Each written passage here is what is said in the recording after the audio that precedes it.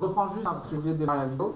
Alors là, pour vous qui êtes chez vous, on s'intéresse à ce problème-là. Donc, d'une hauteur de 2 mètres, on balance quelque chose, donc là un point M, vers le haut avec une vitesse vraiment verticale comme ça.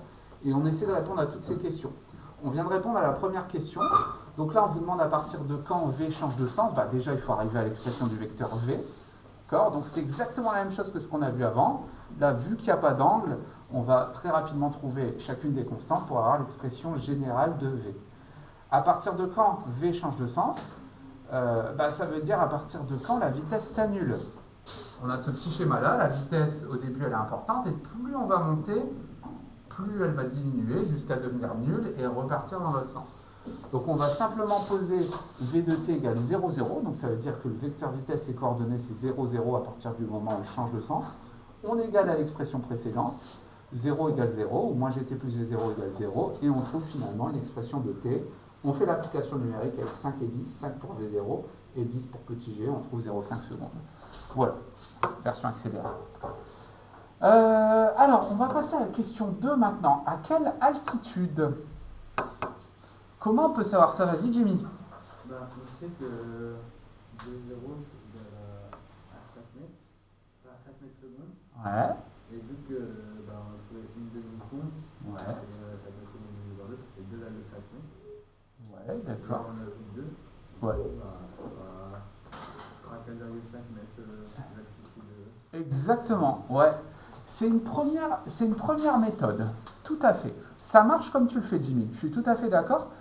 On va la faire, nous, un petit peu différemment, parce que tu vas voir que avec la méthode que je vais te proposer, on va pouvoir répondre aux autres questions plus facilement.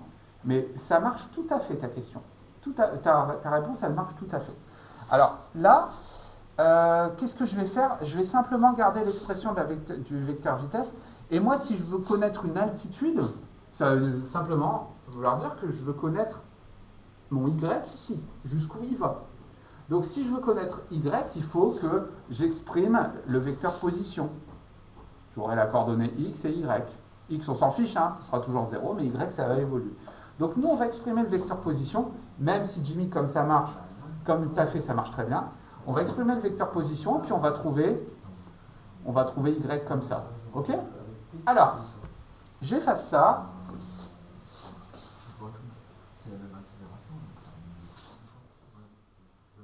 Le vecteur position.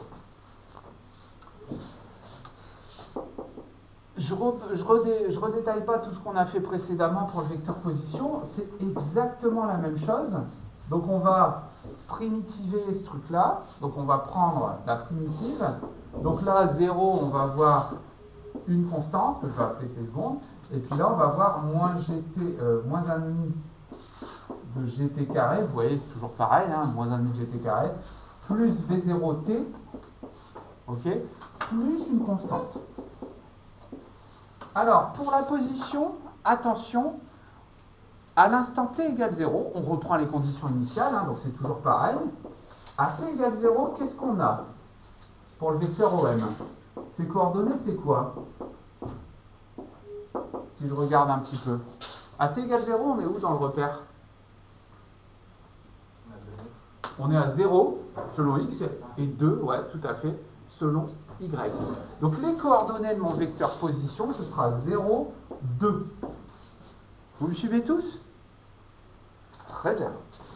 À t égale 0, donc je remplace t par 0 dans l'expression générale, donc il va me rester en haut c secondes, et en bas il va me rester c tierces. Donc là, c secondes égale 0, c tierces égale 2.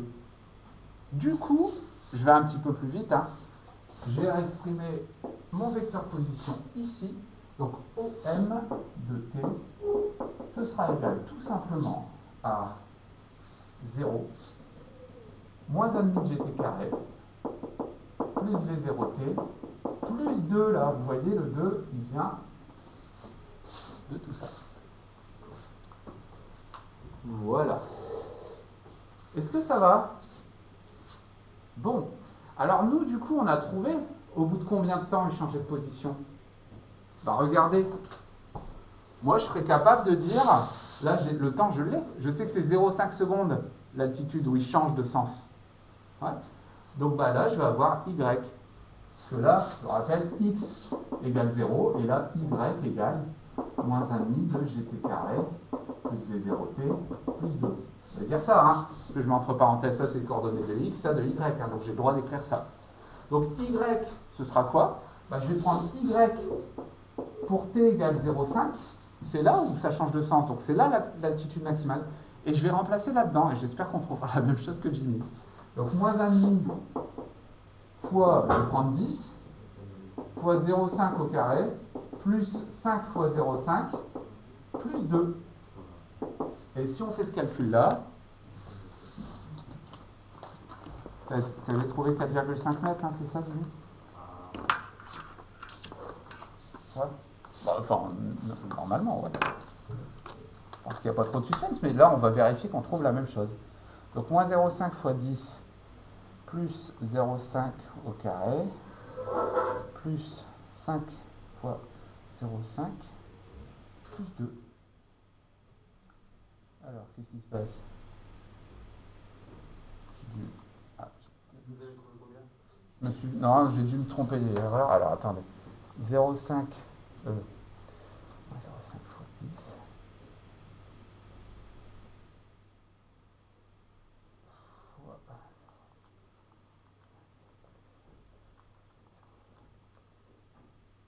J'ai 3,25. Je ne suis pas planté quelque part.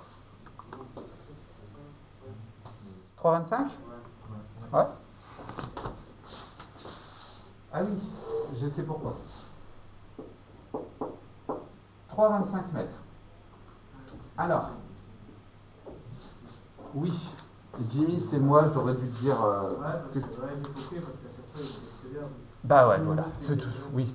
Si ta vitesse était constante à V0 toujours, oui, évidemment. Mais ouais, désolé du coup, hein, j'ai dit que ça marchait. Ça marche pas parce que ta vitesse varie, tout à fait, tout simplement. Donc là, on monte à 3,25 mètres. Ouais.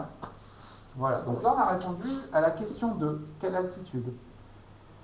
Et du coup, quand le point M touche-t-il le sol, qu'est-ce qu'il suffit de faire? On veut savoir quand M touche le sol. Il suffit de traduire ça mathématiquement, en fait. M touche le sol, ça veut dire quoi, mathématiquement? En fait, c'est ça le plus... En fait, là, on fait de la physique. Après, c'est des maths. Mais nous, on traduit un petit peu mathématiquement ce qu'on a physiquement. M touche le sol, ça veut dire quoi? Vas-y, Simon. C'est que Y vaut 0. Ouais. Quand Y vaut 0, regardez. Hop. Quand Y vaut 0, on touche le sol. Ouais, ça va? Donc, M touche le sol. Donc là, on est à la question 3. M touche le sol. Ça veut simplement dire que Y égale 0. Ouais? Donc, Y égale 0. On va regarder un petit peu ce qui se passe là-dessus.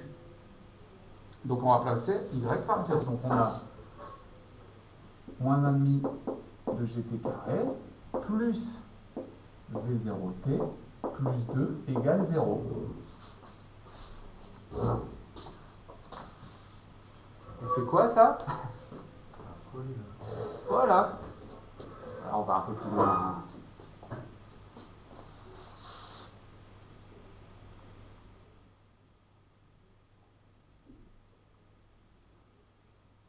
Du coup, on prend quand même la vitesse V0 de... Là, tu remplaces tout, ouais. Tu remplaces tout, là. Donc, on va avoir moins 5t carré, plus V0, je vous ai dit que c'était 5, et plus 2, égale 0. Là, on a le polynôme.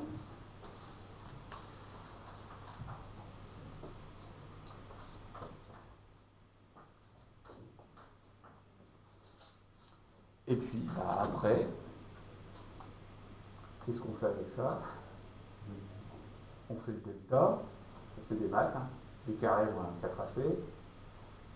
Puis après, bon, les racines. Donc, moins b plus racine de delta sur 2a, et plus b plus racine de delta sur 2a. Et puis voilà. Alors, vous pouvez le faire directement avec votre calculatrice, ça ne me dérange pas. Hein. Vous dites, on trouve les solutions à la calculatrice. On trouve... Moi, ça me va, hein. On n'est pas en train de faire... On fait des maths, mais n'êtes pas obligé de taper tout le delta. Est-ce que quelqu'un là avec sa calculette? On est à 1,3. Ouais.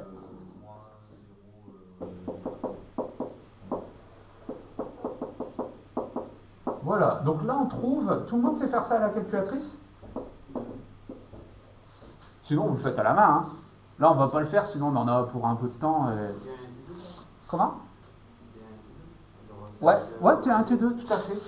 Bah, alors, vous en maths, ça vous plaît, enfin ça vous plaît, c'est bien, on a trouvé. Nous en physique, qu'est-ce qu'on va faire? On va écarter T2, ouais, hein. T2, il va rien dire là, hein. Moins 0,3 secondes, c'est quoi moins 0,3 secondes? Ça veut dire qu'il touche le sol, enfin, ça veut rien. Vous voyez, ça veut rien dire du tout. Là, en physique, il n'y a qu'une solution qui est faisable. Puis regardez, 1,3 secondes, c'est plutôt pas mal quand même. Il met 0,5 secondes pour aller en haut. Il va remettre 0,5 secondes pour retomber. Donc on est déjà à 1 seconde. Mais vu qu'il est déjà à 2 mètres, bon, on rajoute un petit peu, donc 1,3 secondes. Moi, ça me va très bien. Hein. Ouais, ça va? Donc là, on ne garde que cette solution-là en physique. C'est celle-ci qui est importante. Moins un temps négatif, ça n'a aucun sens ici. Hein.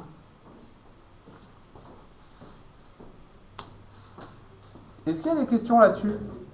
Donc là, vous voyez que les maths interviennent à ce moment-là. Alors, avec quelle vitesse et quelle accélération? Question 4. Avec quelle vitesse? Vas-y, Axel. Ouais, l'accélération, on peut répondre tout de suite. L'accélération, on l'avait initialement, juste après l'utilisation de la deuxième loi de Newton, on trouve petit a égale petit g. L'accélération, elle ne dépend pas du temps, donc on s'en fiche, elle sera toujours la même. Donc l'accélération, c'est toujours la même. Là, on a pris 10 dans notre cas. Voilà. Alors, comment on fait pour trouver la vitesse maintenant? Au moment de l'impact? Comment on fait? Vas-y, Ariel. Ouais, quand y est égal à 0. Mais là, moi, tu me donnes y, je suis d'accord. Hein. Tu me donnes y, je n'ai pas la vitesse. Moi, il me faudrait... Moi, je veux v. Qu'est-ce que je peux faire? Ouais. Alors, on va utiliser les coordonnées de la vitesse. Donc, c'est quoi déjà? On avait trouvé ça, je pense. Ouais. Ok. Vas-y, Axel. Ça ne marche pas si on utilise 0,10 secondes et 3,25 mètres. Alors là, moi, je veux la vitesse au moment de l'impact. Ouais. Ouais. Alors. Si on fait ça, on fait une vitesse moyenne. Ouais, c'est ça. Moi, je veux la vitesse au moment de l'impact. Il a lieu quand, l'impact? Quand y égale 0. Mais nous, on a trouvé quoi juste avant? Un temps.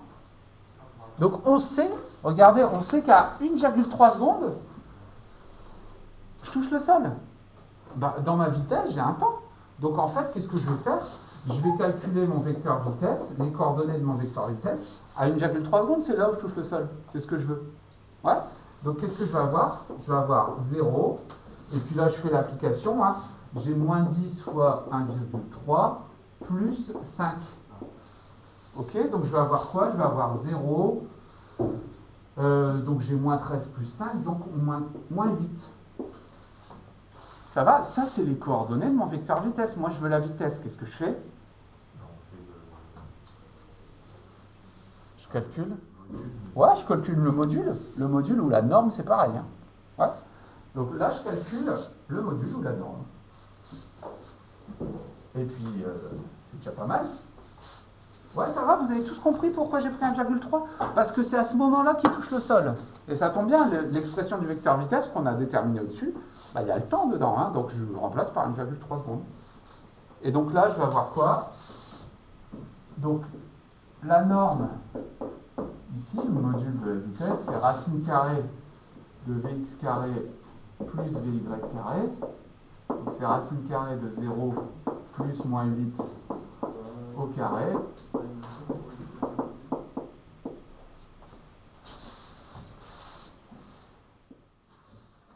Lui, mètres par seconde au moment de l'impact. Vas-y, Jay. J'ai fait le delta sur la calculatrice.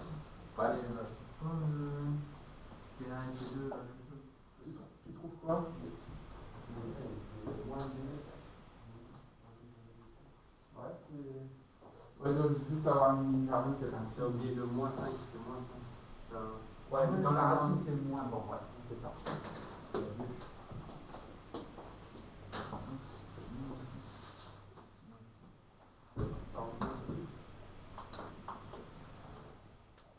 Ça va? Donc, vous voyez, là, on a appliqué directement. On se rend compte quand même que c'est cool. Enfin, c'est cool, je sais pas si... Moi, à chaque fois, je suis content de faire ça.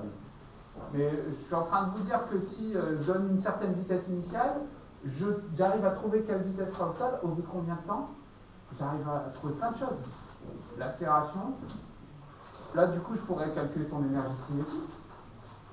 Plus tard.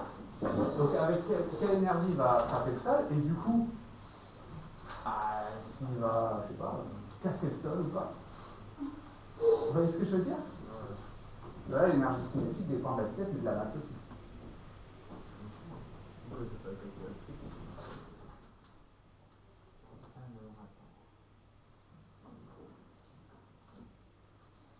Ah ouais, mais c'est moins B, hein. Ah oui, non, mais c'est vrai que t'as moins B plus racine de delta et moins B moins racine de delta. C'est bien ça dans delta. Ouais, c'est moins B plus et moins B moins. Ouais, Ah, bien, nous ça fait très longtemps que sur la période. j'ai le moins dans 5. Ouais. Non. Ah non, c'est moins A, là c'est A, là c'est B. Quoi dans la voie? C'est moins B. Ouais. Quand t'as ça en maths. Delta c'est B carré moins 4AC. Ton polynôme c'est ça.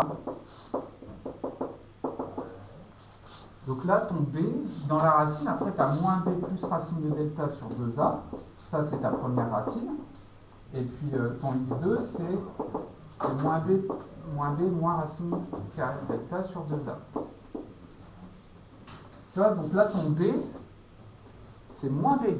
Nous, dans notre cas, le B, il vaut 5. Donc, c'est moins 5. Ouais, ça, Jimmy? Ouais.